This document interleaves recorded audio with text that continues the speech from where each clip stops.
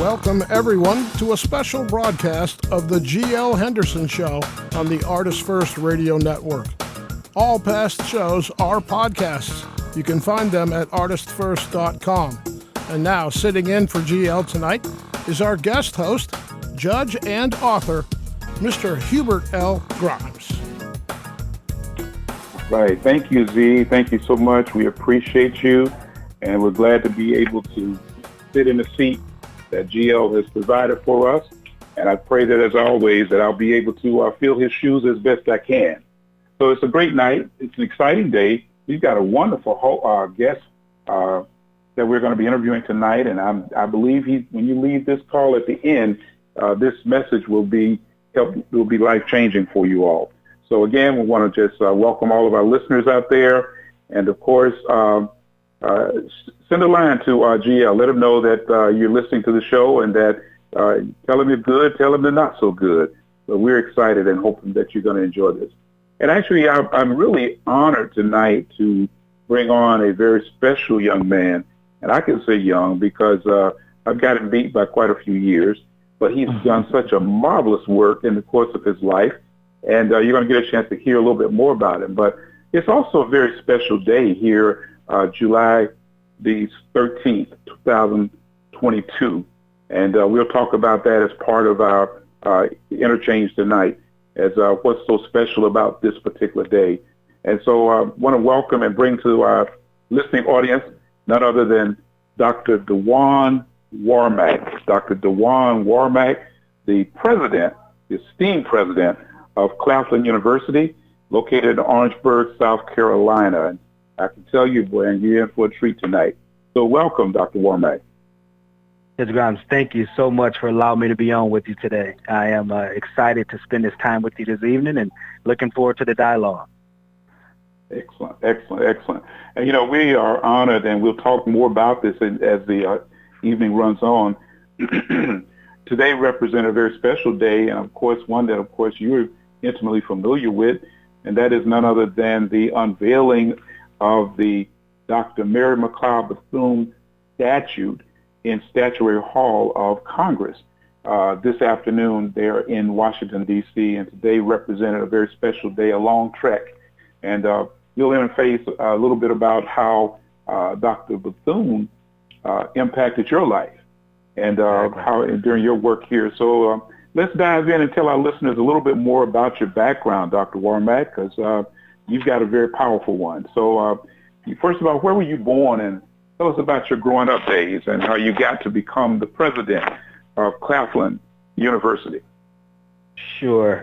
Again, Judge, thank you for allowing me to be on the show today. I do not take it for granted. And as before I can even talk about me, I am just so full today of what today means on this July 13th, 2020, for just not Bethune-Cookman, not Daytona Beach, but for the world, right? And I know we'll talk about that a little later, but it's just, I am just so overly joyed and almost overwhelmed about the systemic impact what Mary McLeod Bethune has meant to society, and for her to be the first African-American black woman to be statued to be there in Statuary Hall. And I was there for Easter Sunday, and I had a chance, one of the congressmen gave me a tour, and I had to see the statues, and to now know that she is placed there representing the state of Florida, but also to many and many folks that who are standing on her shoulders, like myself, to be where I am at today. And so I'm originally from Detroit, Michigan, born and raised on the east side of Detroit, to a single mom who had a deep vision of her sons doing better than she did. She had 4 boys raised in the projects of Detroit, very impoverished community, and father was, not there, and mom did her best to do what she could for 5 boys. And so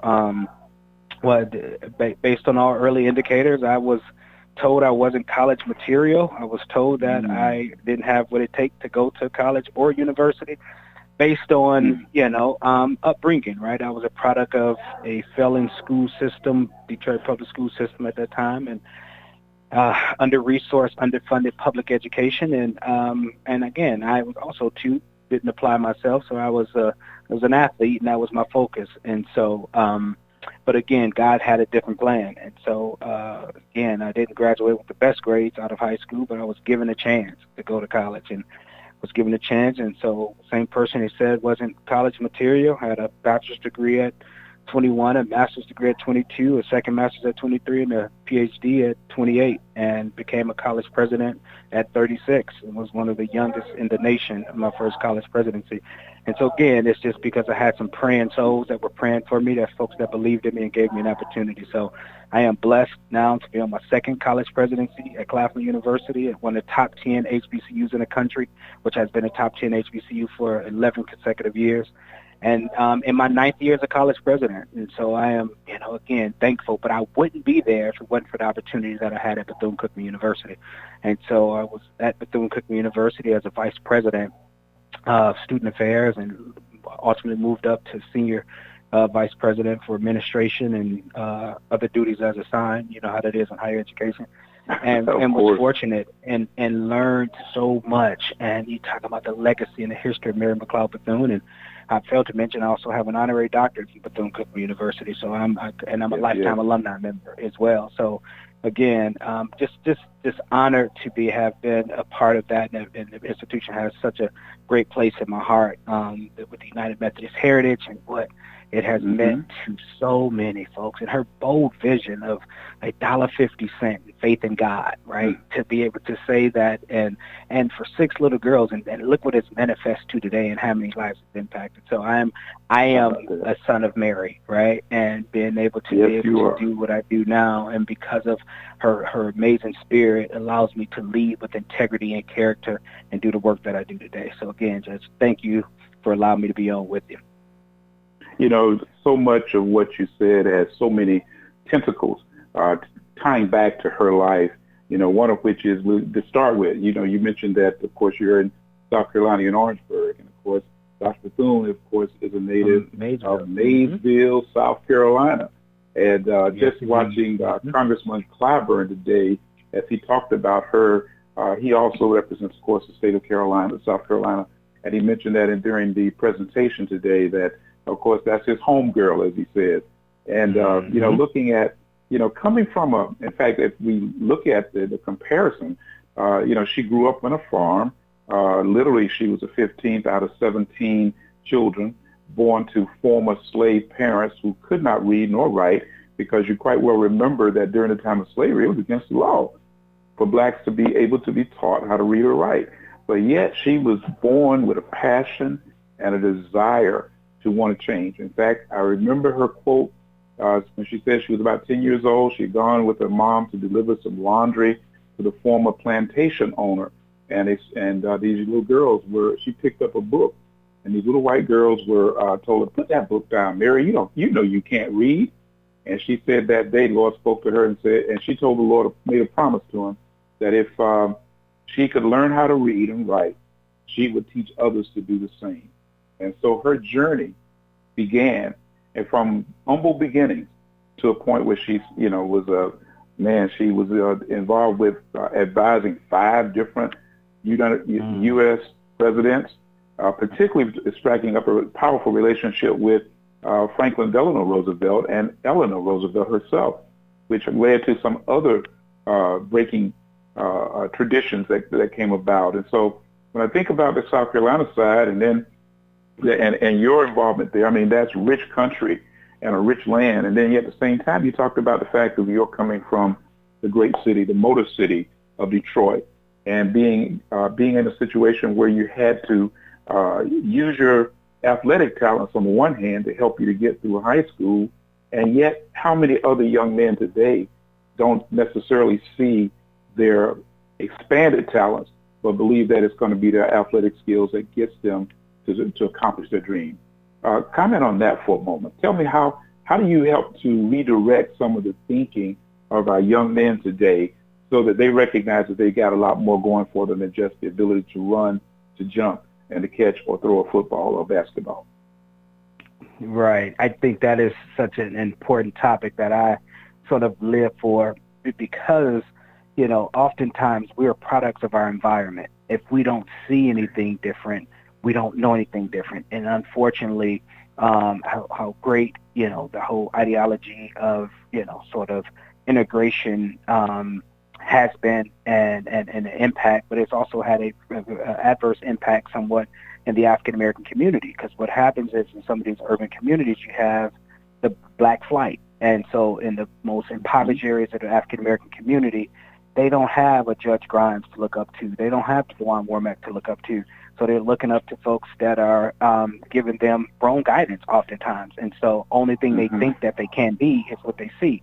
And so what I've made a conscious effort of, what I do know is if you see it, you can believe it. And so being able to go in, I don't ever believe in giving back. It's about paying it forward, having that obligation to pay it forward.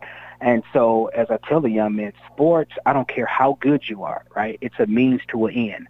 At some point, that is going to be over. The athletic ability, the ability to jump, run, but what they never take from you is the power of education and the power of learning. Yes. And so how do you allow your athletic ability to lead you to be able to have a professional career and whatever that endeavor is after that athletic career is over, right? So whether it's a high school career that ends after that, whether it's a collegiate career, and a very small percentage that go on to do professionally. But after that time is over, what's next? And the power of education, as you talked about, Dr. Bethune, and thinking about where they said if she ever was given a chance, the opportunity to read, to learn to read, and how she'd be able to do that. And the same thing, the sacrifices she had to make even to have the opportunity to read, and our ancestors that had to sacrifice so much.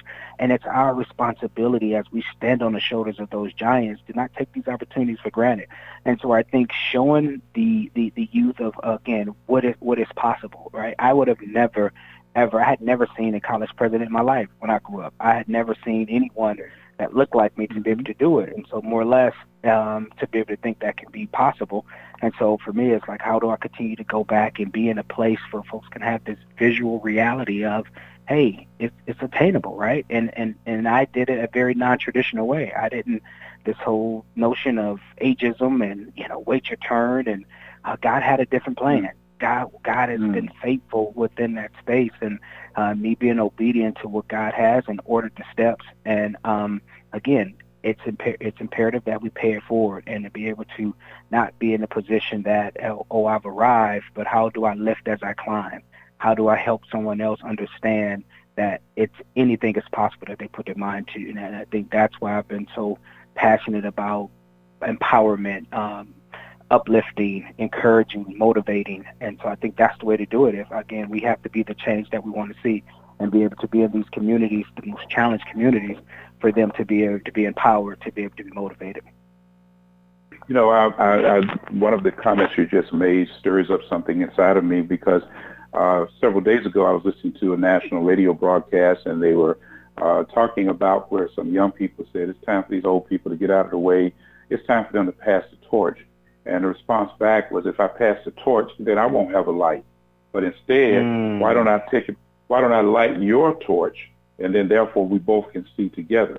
And because you have a very challenging assignment right now, because you're dealing with a young generation, and we call it Gen Z. And Gen Z has some unique ways of looking at the world that they've not been having to deal with. The problems of segregation, and the problems of Jim Crow, and the problems that they couldn't go in, that things were, you couldn't eat in certain restaurants, and you couldn't go to the front of certain buildings or receive medical care. And in fact, I'm reminded through the earlier chronicles I was looking at this evening about Dr. Bethune's life, how when one of her students had gotten appendicitis, and it was at a time when the hospitals would not take black patients here in Daytona Beach, no matter how liberal it was supposed to be at the time. And so she ended up finally getting a doctor to treat her student on the back porch of her home. And from that day forward, she decided, well, we're going to build our own hospital. And so yet there are kids who don't see that. They can basically kind of live their life all too often through the video games and social media, and they see it that way, but they don't see the other side of what's going on. How have you been able to connect with this Gen Z, this Generation Z, and in terms of your leadership there in your both? In fact, and as you mentioned earlier, You've done it at 2 campuses. You were the president out at Harris Stowe, out in St. Louis, and now president up in Orangeburg, South Carolina. How do you deal with inspiring and motivating and keeping that young generation moving forward?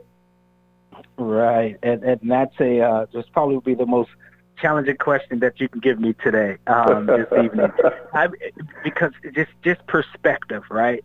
And to the incoming freshman class that will come to our colleges this August, they were born in the year 2004.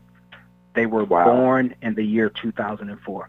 And so you just think about like they were born with a cell phone in their hand. They were born with everything is technology for them, right? And so so this instantaneous piece, like that's the world they were born into. And so I think, how do we continue to provide an educational opportunity? And that's where I said, to know where you're going, you first must know where you come from. And so as a sociologist, I valued historical context. And so I'll use Claflin University. I'm only the 9th president in 153 years. In 153 years, I'm only the 9th president. So that means there's been sustained leadership. But what I also don't take for granted, I am standing on the shoulders of the 8 giants that came before me. And so for me, it's not about, everything that was done was built on a foundation. So it's not for me as a leader to come in and dismantle. So I had an outstanding leader by the name of Dr. Tisdale, who was the president before me. 25 years there, did an amazing job at the institution. And so folks asked me my first year, so what is your vision? What is your plan? And I said from the beginning, my goal is to build on the legacy while we transcend into the future. And so I think it's imperative. So oftentimes when we get in leadership, younger generation, we feel we have to dismantle or break down.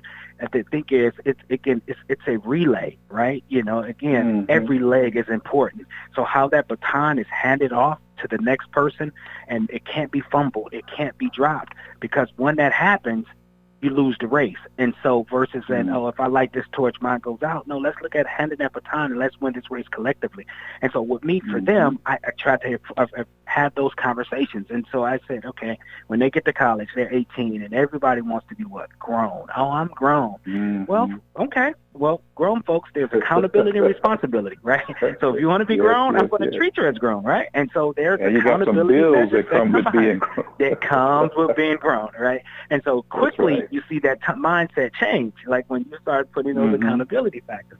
And so I think it's imperative that we continue to provide them an educational foundation, because unfortunately a lot of, as you talked about the history and talked about what has happened in regards to Jim Crow and segregation, there's a plot or plan in some ways, whether it's consciously or subconsciously, not to teach that history, right? And some folks may call it critical race theory. Some folks may call it replacement.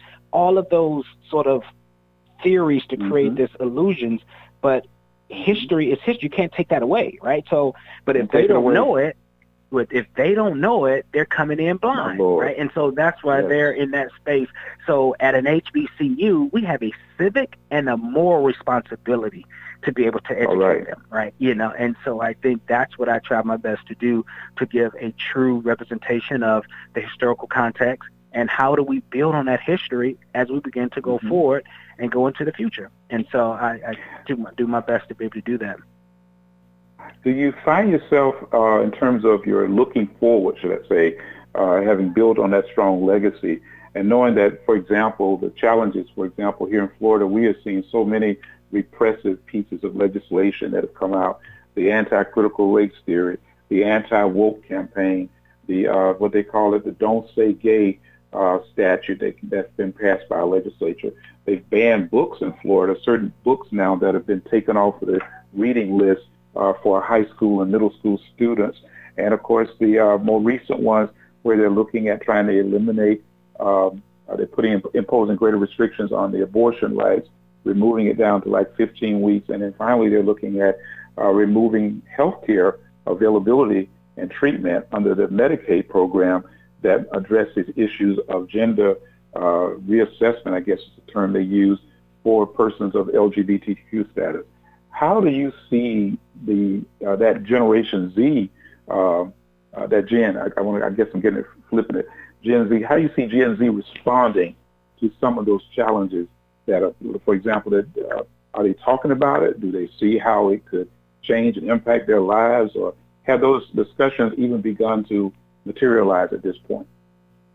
Well, I think so. I think this generation, again, and I think part of it is I guess because I am in the middle, right? So I'm in the middle of trying to I understand the elder statesmen and what the journey and the trajectory has been, but it's also too, being in my mid 40s, I am still at a place where I have an understanding with the 22, so I'm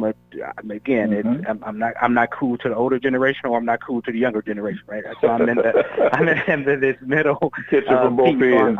I am young to Judge Grimes, and I am old to them, right? So it's and so but within that vein, it puts me in a unique position to have perspective. And so what I do see with them though, right? This generation is, quote, woke, right? Like they're woke, right? Okay. And maybe too woke sometimes, and work in their own sense. And so they want to sort of protest everything, right? But I tell them, you have to have a plan. A protest without a plan is it's useless, right? And so really, what's your strategy? And so I think, and I guess I have an advantage or a disadvantage, because I was in, again, as you aware, when I was in Daytona, when the Trayvon Martin tragedy happened. And I don't know if you remember, you marched with us when I hosted Jordan Davis and Trayvon Martin danced on the campus in the CEC, and we did with the football team. We did a march there, and so and then we marched from Daytona all the way to Tallahassee right after that one, and so that long march that happened there. So I've been engaged in that, and so I thought that season of my life was over. I moved to St. Louis. 3 weeks later, Mike Brown tragedy happened. And, Ferguson, Missouri is only 12 miles from my front door of my campus.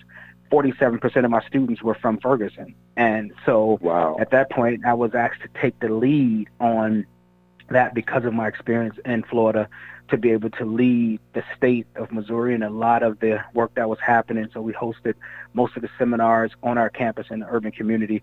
And so for me, I was able to bring the youth in to help them understand perspective. So the first night in Ferguson, when they began to, people were out there protesting, I hosted them. Again, this is public knowledge. I asked after the second night, because people was beginning to be arrested.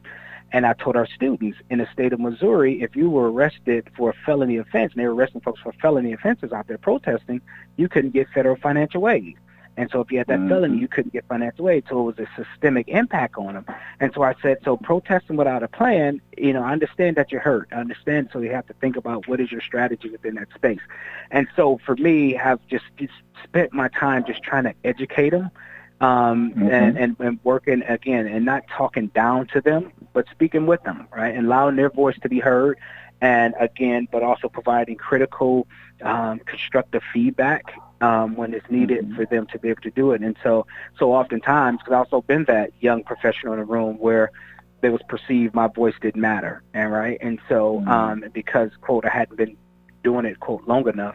And so I understood how that made me feel in some time. So I am very sensitive to that, understand the power of the voice, but the collective voice, right? I think there's a notion of, that's why diversity is so important, because you have different perspectives, right? And so I think too often we're allowing sometimes our community to be picked off for this ageism, right? So mostly like, racism, sexism, a large percentage in the African-American community is ageism, right? It's this whole notion that was created to sort of do that. And so what I try my best not to allow that to happen. I understand the elder statesmen and what they've been through and the struggles, and I wouldn't be where I'm at if it wasn't for them. And I understand that. And so as I try to explain to the younger generation, and you would not be and have these benefits that you have and being able to do these freedoms and liberties that you have if these folks wouldn't have made this sacrifice, right? And so I think that's why it's important to continue to provide them with educational opportunities. Fantastic. And that is so meaningful today, and I know that is one of the I would say the benefits, one of the primary benefits of being connected to and attending an HBCU. I, too, started my college education at an HBCU at Kentucky State. And, of course, then living in Atlanta for a couple years, I was at the AU Center quite a bit, sometimes maybe motivated for social reasons as opposed to education. But I spent a lot of time there. And then, of course, coming down to Daytona Beach after law school to work here. And Bethune-Cookman has certainly been that driving influence, both for me and, of course, my wife, as you well know, as I always used to say, man, if you scratch her or cut her, boy, she'd bleed maroon and gold.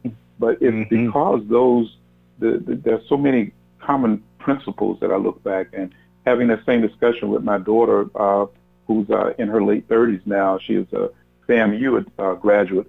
And we talked about that even today, about the importance of how the HBCU culture has shaped her and her ability to be able to interact in settings which she is still, unfortunately, still got these areas where we're still winding up as the only one and the only person of color. And sometimes because, as you say, of youthfulness, they look down and say, well, you really don't have a voice. You don't know what you're talking about.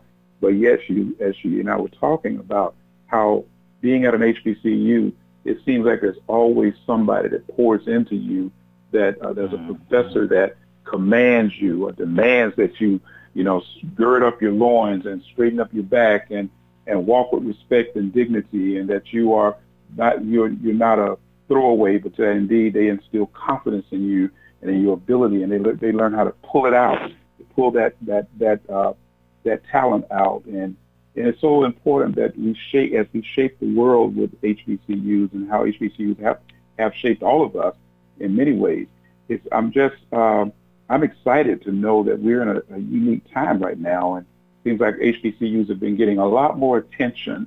And as you just stated, how you were able to utilize the resources there to help many of those young people there in Ferguson. But talk to us a little bit about the role and the impact of HBCUs in general, and then also talk a little bit about what you guys are doing there at Claflin in order to help deal with both not only social justice, but also dealing with those long-term things, because so many of our young people today they're being taught for jobs that don't even exist yet.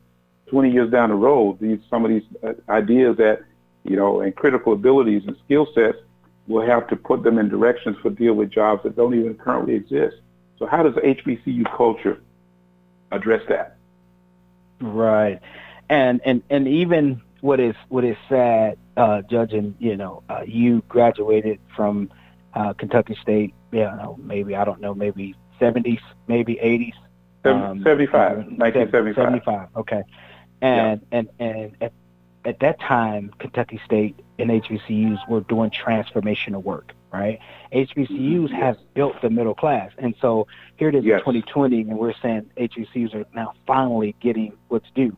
So, but I am like I said, a sociologist, so I love data, right? And so when you think about ROI and business, so just from a mere numbers perspective, HBCUs in the United States represent less than 3% of the colleges and universities in the United States of America. Mm-hmm. We enroll about 12% of the African-American students, but we produce 23% of the African-American graduates, okay? So you only enroll 12%, but we produce 23% of the graduates. And we confer 40% of all STEM degrees of African-Americans. 60% of all engineering degrees are earned by African-American students that were HBCU graduates. 60% of the engineers in this country had come from an HBCU.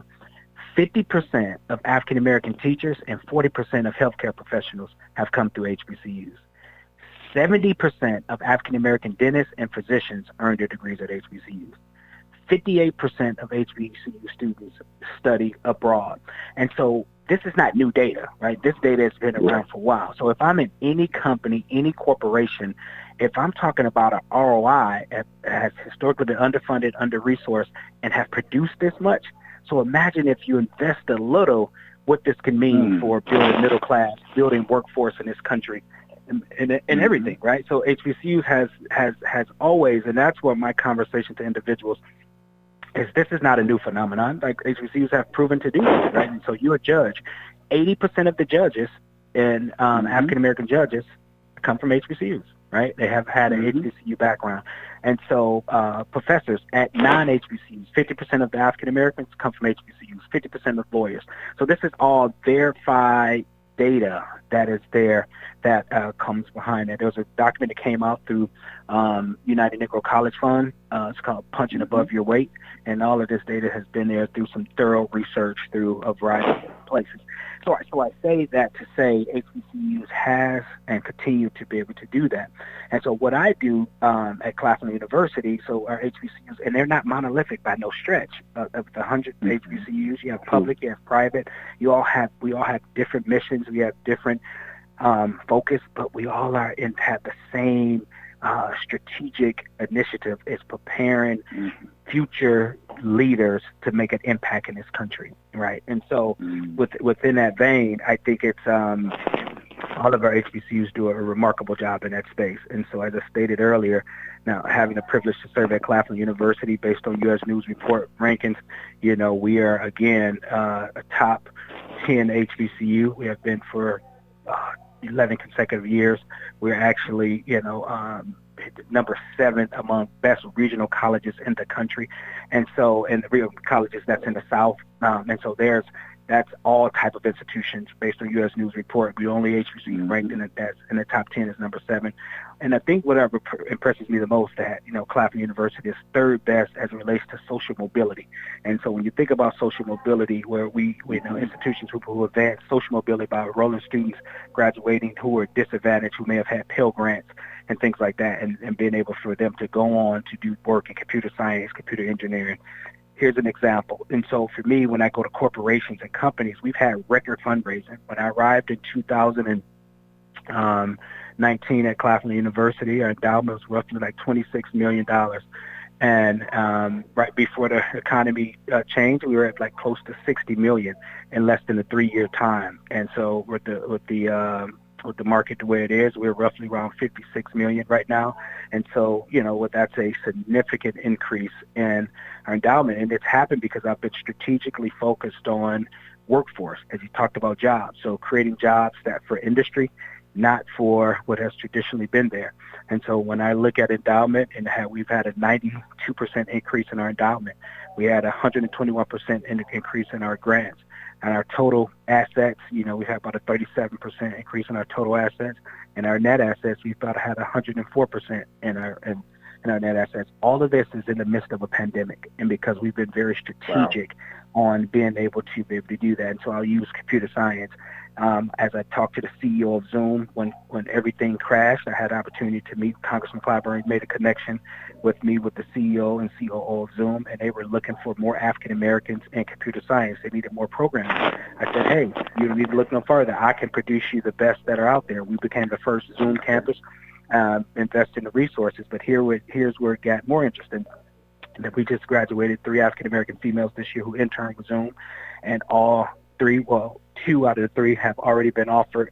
They graduated in May, and they were offered jobs back in March with Zoom, making over $100,000 as a base salary. Wow. $120,000 sign-in bonus, and a 8% performance increase quarterly to work with a Zoom. And these are African American females, and they get to stay home in South Carolina and in Georgia and work remotely. So they don't even have to move to Silicon Valley to a high-rent district.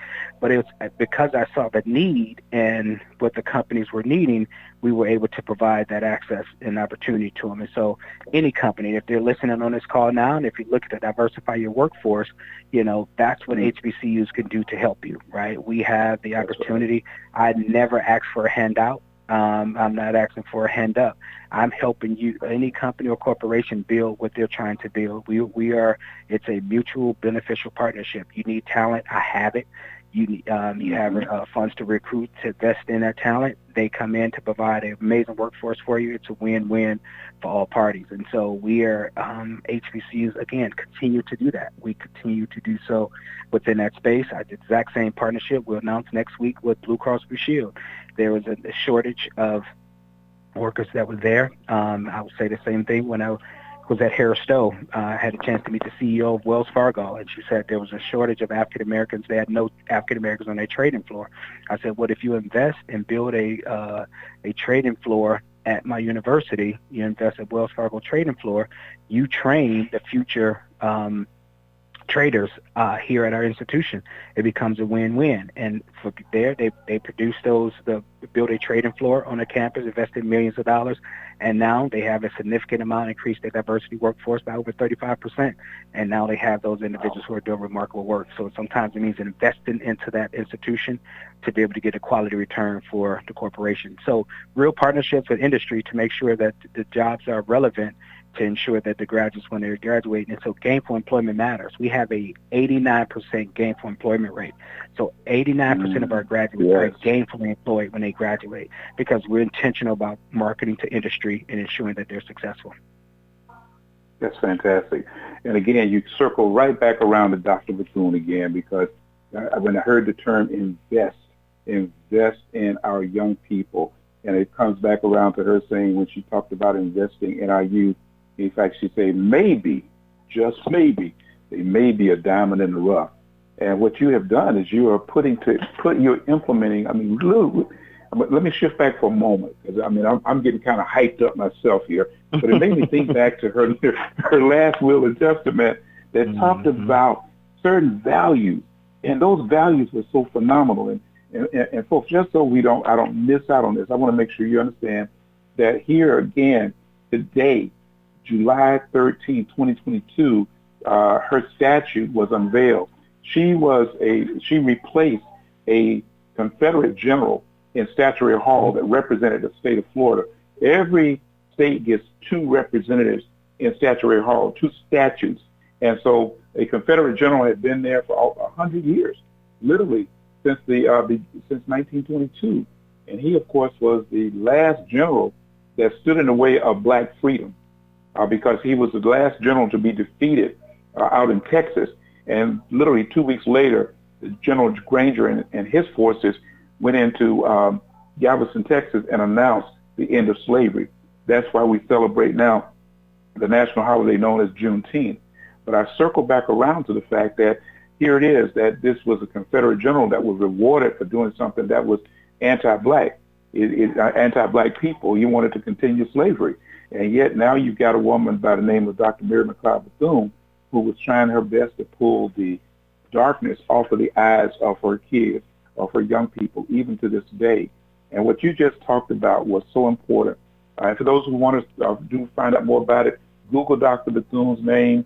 You'll find out a lot about her. Not only that she started Bethune, what became Bethune University, but also she was advisor to the president.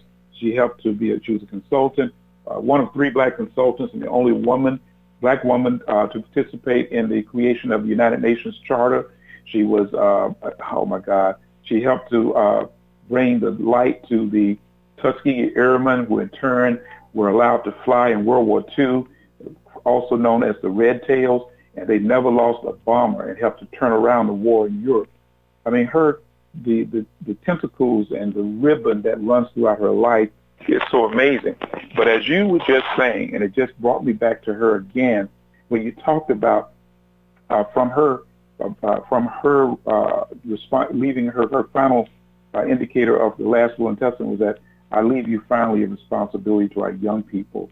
The world around us really belongs to youth, for youth will take over its future management.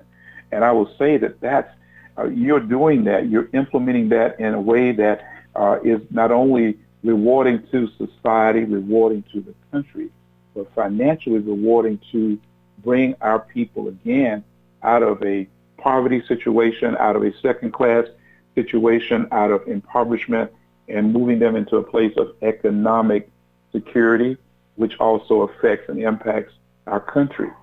So here again, you're implementing Dr. Bethune's value system: love, respect, honor, education, et cetera, et cetera, et cetera. And you're doing it for that Generation Z. Amazing. Yes, indeed. Her last will and testament is on my wall in my office.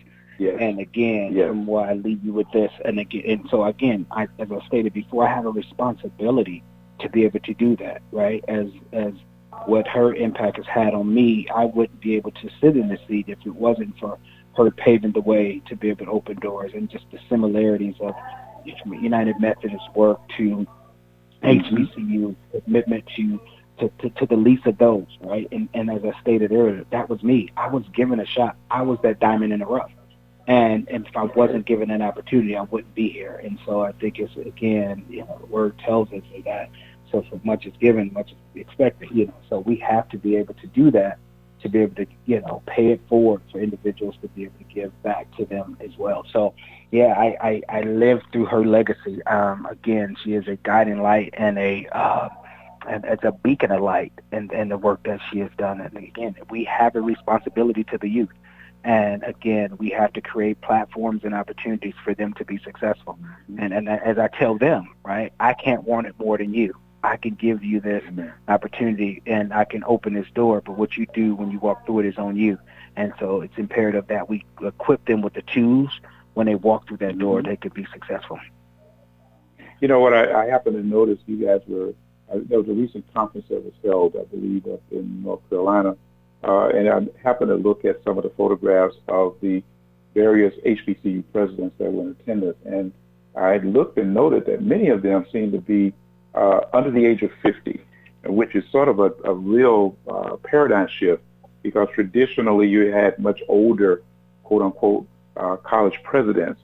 They were father figures, they were grandfather figures, and yet you represent a part of that trend, that growing trend of seeing rising stars within the ranks of college presidencies and other high-level administrators who are able to, as you said earlier, who can benefit by being able to look above at those who came before, but at the same time reach back and be able to better understand that generation that's coming through right now and be able to help shape their minds. And I just want to comment upon some of the challenges that you have run into being a quote-unquote youthful president, as we might call it, but at the same time being one that's got as our listeners could certainly say, that lives with a lot of wisdom. You've dispensed a lot of that here tonight. Well, yeah, I guess, and I think now it's a little different because this is my 24th year working in higher education, and then this is my 9th year as a president. So in some ways, in the vernacular of the young students, I'm an OG, right? Like I've been in the game a long time, and so there, again, you say older presidents, but I've seen them come and go, right? Like I've been very fortunate to be successful, I guess, with the right support and the positions. And so I think with that longevity, the window of a college president now, they say it's 5 to 7 years. And so now I'm in the 9th year, so I've superseded that on so many levels. So I think there is a level of respect that comes. So I'm often called upon for guidance now, and I teach at a lot of inspiring presidential institutes on some of the things that the book won't teach you, right? I think, getting a job is one thing and keeping it is another. So I've been fortunate to be able to navigate the treacherous waters. And so for me, I think it's, and I've never let the whole notion of ageism get in my way, right? I think it's I've always had walk by faith and not by sight, so what God had for me was for me. The difference is, I stated before, I didn't come from the lineage of, I didn't come from a tree, right? I didn't come from an area. There's some folks that took a chance on me, that gave me an opportunity. And as I said, even coming to Bethune-Cookman, Dr. Trudy Kippy-Reed saw something in me as a young vice president that was coming from PWIs that gave me an opportunity to change my life in regards to my trajectory. So again, I don't forget the shoulders that I stand on from many others within that vein. And so I think that's why I'm able to be. Mm-hmm.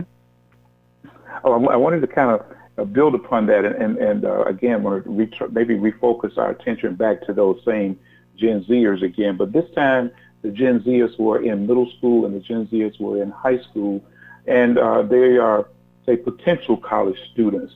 What should they be doing at this time in terms of preparing themselves to attend college? And what should, maybe not only what the kids should be doing, but what should the parents be doing in order to protect? Because we also know that many of our attendees for HBCUs happen to be first-time college students, the first in their families.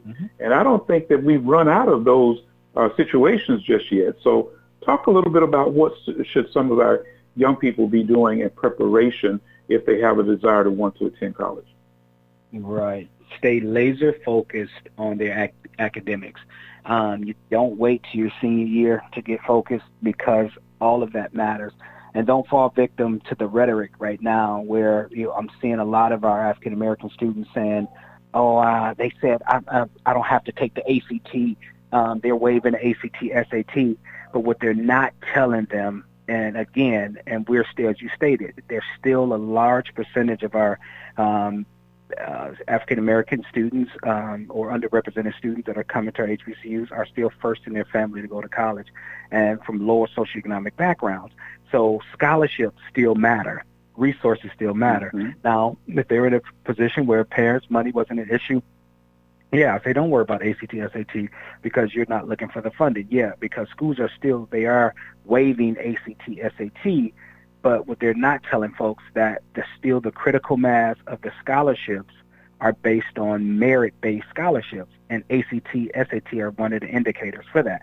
So what happens is these kids are getting there, parents are like, oh yeah, my baby had a 3.7, but didn't have the ACT or SAT score on file, so they were not able to qualify for the presidential scholarship, for the Board of Regents scholarship, Board of Trustees scholarship. And so the best scholarships are still typically merit-based, and so stay laser focused on your academics, still take the ACT, SAT, even if folks said it's not required, because it still puts you in an upper level. Sometimes we have to be 10 times better than others to ensure that those things happen. And so, understand that all of those factors are weighed into the admissions process. Also understanding that taking the right courses while you're in high school, as many AP courses, honor courses that you can take truly helps you. And if you can, in the right school district, do dual enrollment so you can finish in 3 years, 3.5 years, and come in with college credit. So parents expose them. A lot of times these community colleges will allow them to take those courses through the district.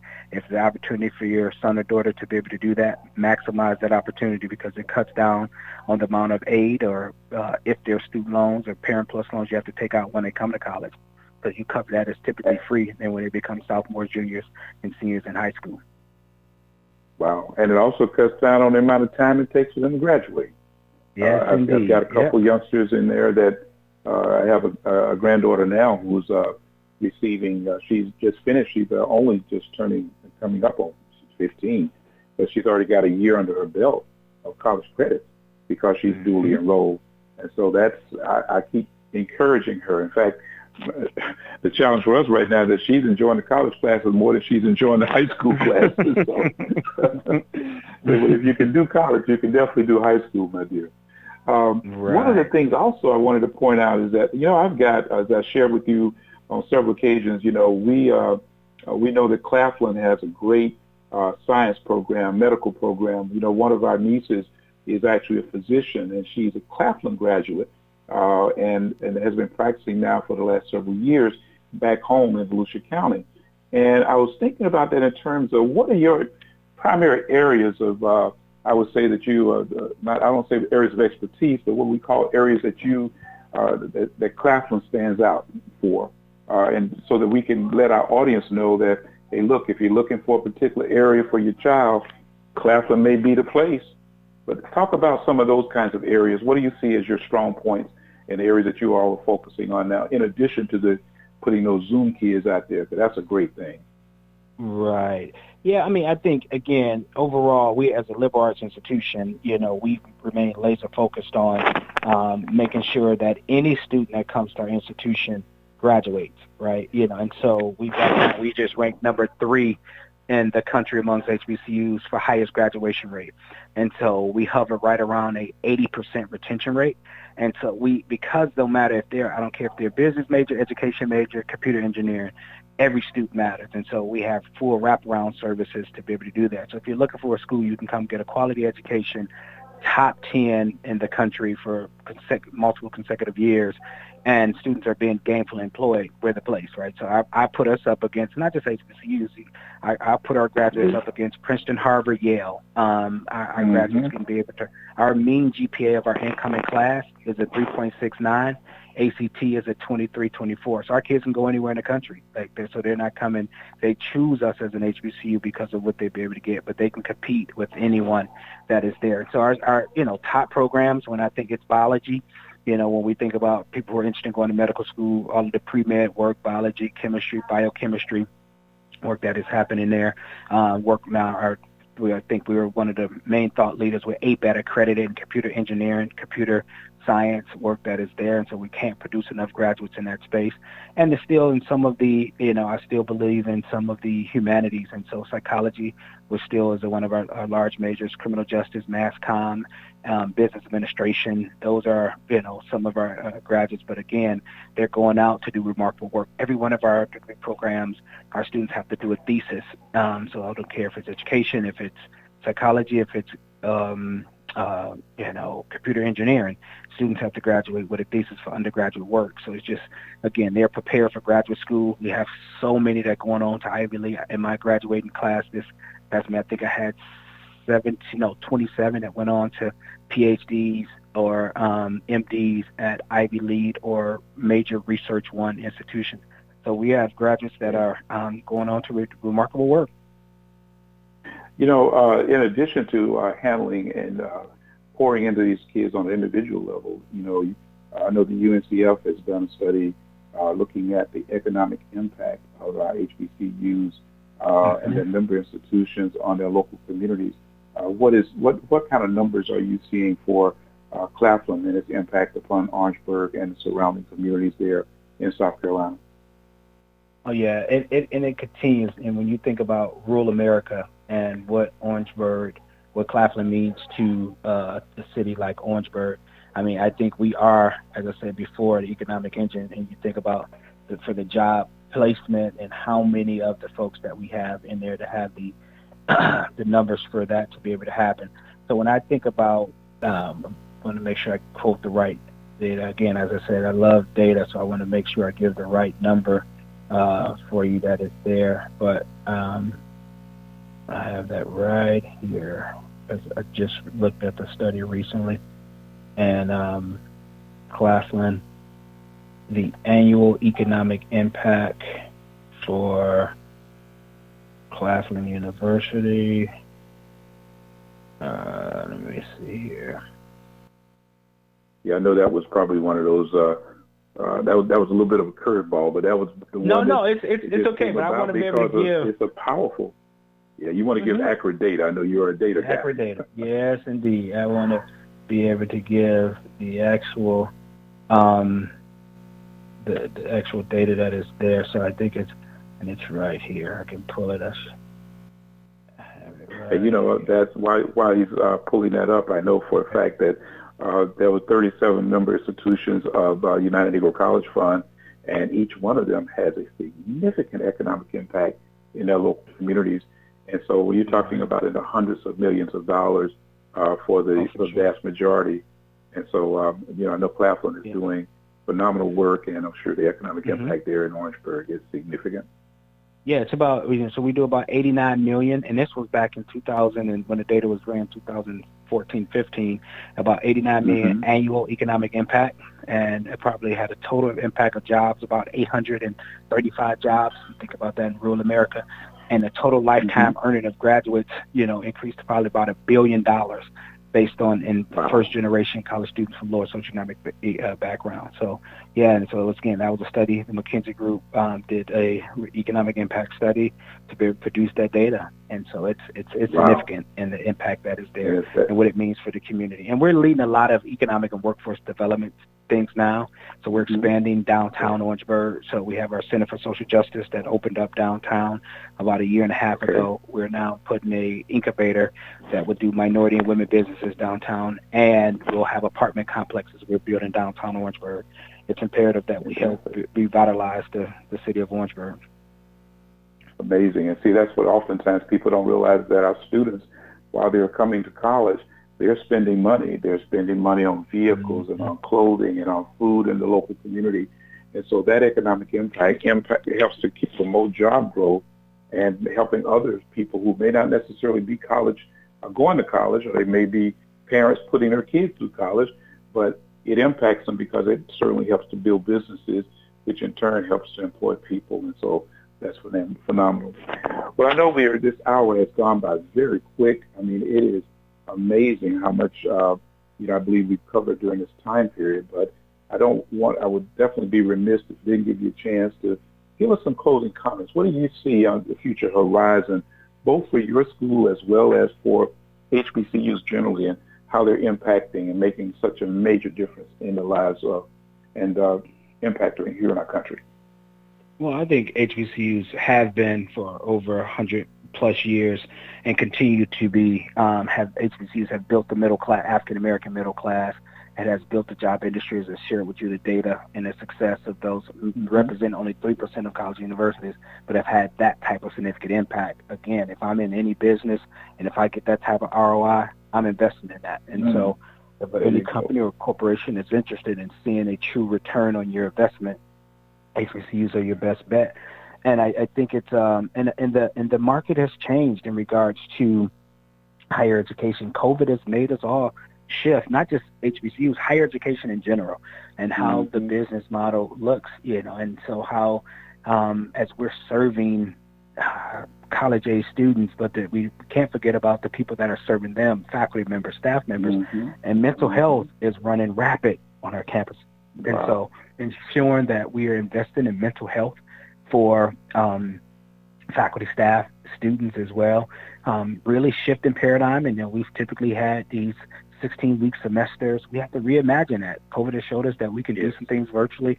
How do you incorporate mental health days and just say in the middle of the week we're closing, right? It's a mental health day to be able to do that. It's a paradigm shift, but I think it's imperative that we as all in higher education begin to do that. I think it's, again, making sure that folks are healthy and whole as they begin to continue to matriculate, graduate, and be gainfully employed from our institutions.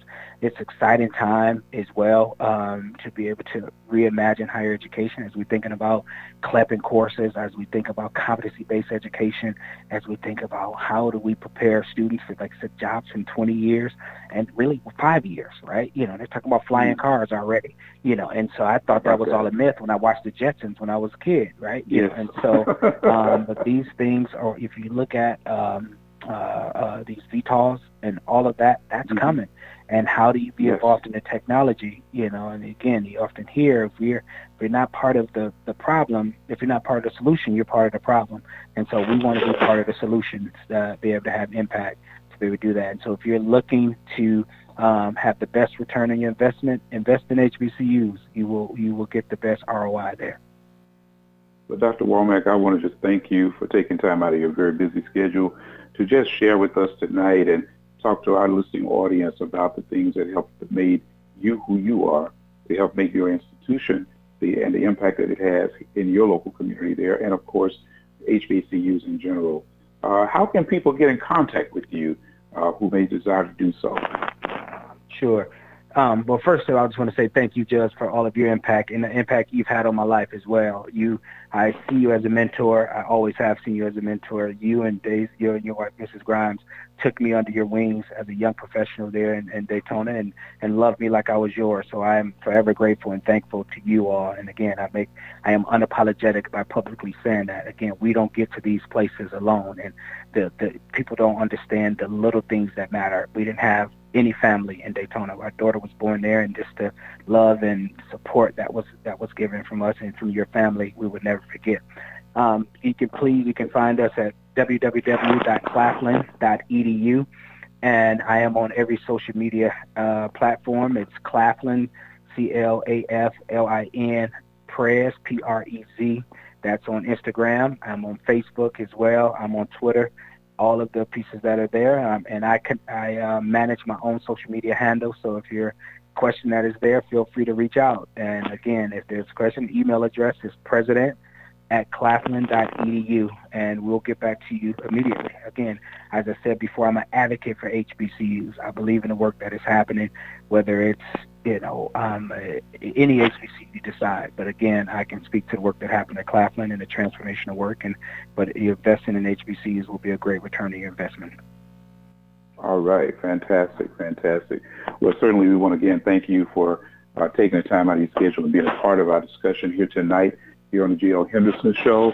And certainly we look forward to bringing you back at some point in the future so that we can continue this dialogue so that it may help to impact and change the lives of our future generations, even those generations right now. So again, my friends, this is Hubert Grimes sitting in for G.L. Henderson tonight.